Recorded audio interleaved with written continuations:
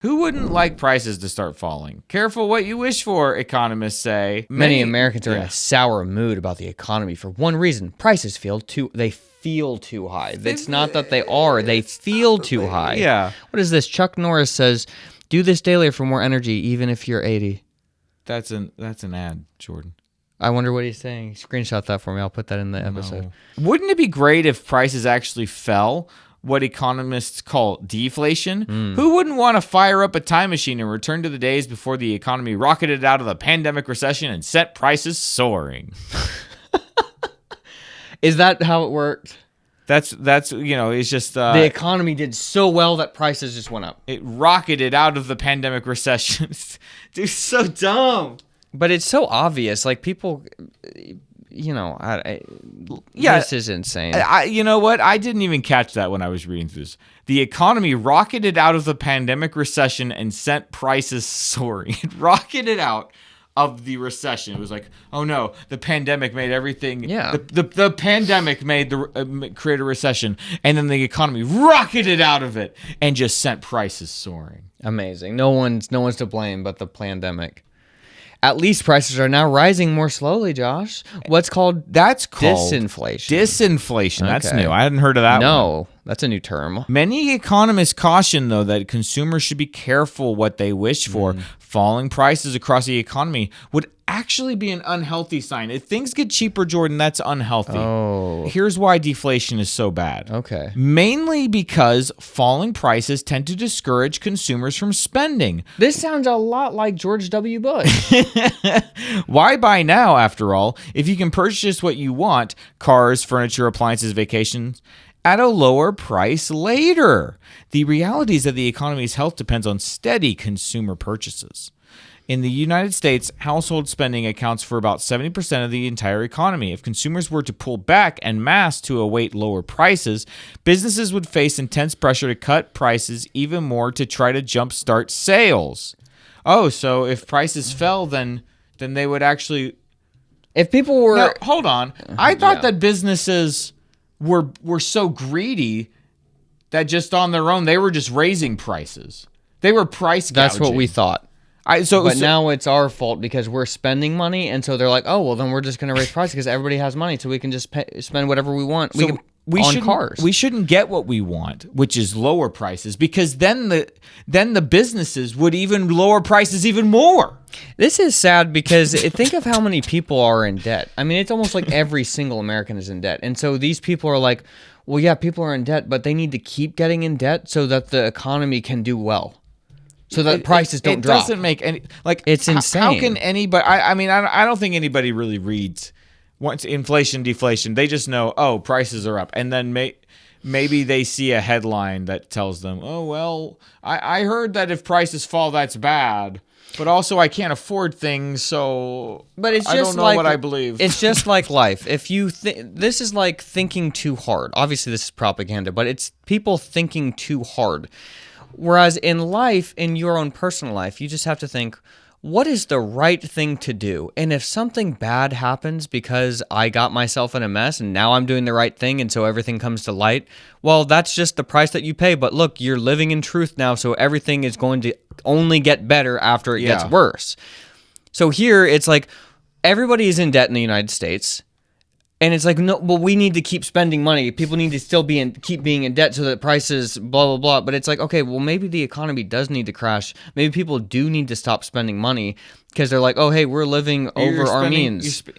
We need to spend less. Prices are so high that you're spending money you don't actually have just to afford food. Like you're putting money on a credit card or something to make purchases.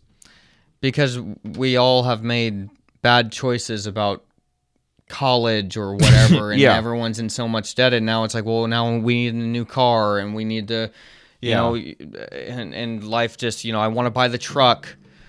I want to buy a truck that's $80,000, and I have this crazy. I don't know. I'm like, at some point, maybe the economy really does need to just so that we can all really see where we're at. Right. So we know what to build from. Right now, everything just feels It's like all fake, so right, fake, and it's right. like I don't know how to read it. Like people are still spending money. It's like, but nobody. It's okay. All right, I see all these people. You see all these freaking Teslas all over the place. Yeah, I'm now? like, or just not even Teslas. That's small potatoes. These trucks, like I these know. huge trucks. I'm like, I want a truck. How are you affording a $90,000 truck? Like everybody is affording a $90,000 truck, but me, somebody who's like, okay, maybe I could figure out how to maybe get a $15,000 truck. And I'm like, you're like dreading freaking this out. information. Yeah, and they're driving $90,000 trucks all the time. I'm passing it. I just don't understand it. I have a weird irrational distrust and hatred for people who Tailgate you driving those trucks, Josh? no, just that have nice cars. Oh. Just in general. Their priorities are not in the right place. I told to Kelly you. the other day we're passing Teslas. I was like, literally every one of these people is spending $600, $700, $800, $900 a month on a car payment. Yeah, it's amazing. They're not buying these things outright. I mean, maybe they are. Maybe these are all the people moving in from California. Could be. And they're like, wow, I sold my house for $1.5 million and I bought a house for $400,000. Now I've got all this extra money. I'm buying a Tesla. This feels so weird. It's like, have people been living like in La La Land, literally, where then all of a sudden it took COVID for them to be like, I could sell a $2 million house and move to Nashville. And now it's like, because that opened up, it's like, how have they never done that before? Right. But it was so obvious. incentive. Why didn't you do this 15 years ago? It's like it's weird. We're living in a weird time now where and also speaking of spending money, but like maybe this has happened a lot and we just don't remember it because of our age. But the idea of now it just seems like no duh to buy real estate, and before it was like you could buy. Right. I mean, I feel like It like makes you not want to buy real estate because how could this like what has this always been the magic bullet, and like now all of a sudden everybody realized it, or what were the head honchos doing right 30 years ago? I mean, I think we're heading for some kind of decline, but in general, over the long term, it keeps going up. So it just depends. Do you want to be stuck with real estate for the next 20 or 30 years? Because if you buy it now, it could crash down and it could take you a decade or two. I just can't see it crashing. I know that sounds so ignorant. Well, because we live in Tennessee and we see these California, New York tags all over the place, all day, every day. Teslas all over the road. Traffic in Nashville. I mean, it is weird how just being on the road over the last few years has really been an indication of what's been going on in the world. Like, I remember during COVID going out for a drive and there being nobody on the road, and I'm thinking, this is the freakiest freaking thing that I've ever experienced in my life. This feels like The Walking Dead or something. And now you go on the road and there are so many cars on the road because everybody piled in Nashville. Everybody is moving to Tennessee. So it feels like we're in this weird bubble. Also in like 2008, when the economy was doing so bad, it felt like Nashville was just, I mean, sure, but it wasn't like, it doesn't hit the same as other places for some reason. I think we were... Is it entertainment based? Because Nashville's entertainment based? I can't figure it out. When it comes to like the recession or whatever, 2008, I try not to put too much stock in my remembrance of it because that was in the middle of college and I had other things I was thinking about. Yeah, exactly. My only connection to that was that Kelly's dad worked in real estate and lost his job. Oh, that's right. That's the only, like, they lost their business. Like, they had a business and they lost their business. Right. That's the only, in my head, when I think about that, that's what I think about. But I'm sure there was more to it. Mm-hmm. Yeah, with deflation too, when they talk about, like, the point is that deflation is bad because then people won't buy things because they'll be cheap. They might be cheaper later. So, but it's like assuming this perfect knowledge of like, well, if I wait a month, it might be 2% cheaper.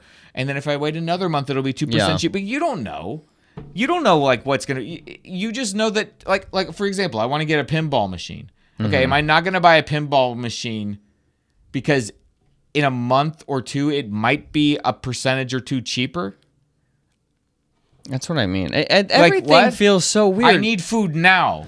But it does, and I feel like I'm getting off topic, but I feel like now all of a sudden everything is just more expensive, and it's not just because of inflation. It's because maybe it's YouTube or something. Okay. But so many people can now get into these really fringe things where the price goes really high. And it's like those YouTube videos don't go away, so they're just keep getting views. Oh. So then it's like, forever now, pinball is going to be... I was going to say, if pinball's a good example. Yeah, even if 5 years ago, nobody cared about pinball at all. Well, now there's 100 videos with 1 million views, so that will always boost we're not the price only up. ones all of a sudden interested in pinball. Exactly. Something in the zeitgeist changed where we're like, why don't I have a pinball machine? Exactly. Why don't I build one? So now my question is, and I was able to do it with cycling and with chess. The two things that I like to do before they were popular, but like, but then the pandemic happens. All of a sudden, everybody likes to do this stuff. So I'm just wondering, what is something that's not cool now that is going to be cool in 5 years? You got to get in on it, whatever it is. Is it going to be like plumbing? Is it going to be like manual hands-on labor? Like, what's it going to be? That's what I'm saying. Like, now everything has been entertainment-based. Find the most seed oilless oil, whatever is the cleanest oil, and buy futures in that. Lard. Get some lard. Get you some lard futures. All right. I'll do it. Weekly prophecy.